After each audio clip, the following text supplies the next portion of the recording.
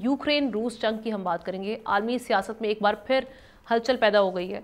सदारती तब्दीली के बाद अमेरिका की पॉलिसी में भी बड़ी तब्दीली आ गई है।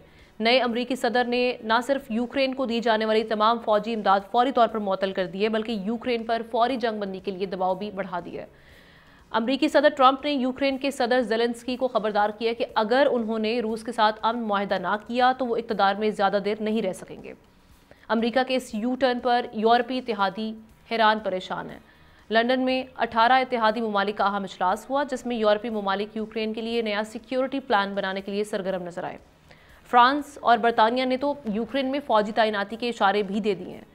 यूरोपीय रहनुमाओं का कहना है कि जंग बंदी की शराइत वाशिंगटन के सामने रखी जाएंगी, क्योंकि अमेरिका के रूस की तरफ वाज़ेह झुकाव के बाद यूरोपीय मुल्क रूस को अपने लिए नए खतरे के रूप में देख रहे हैं।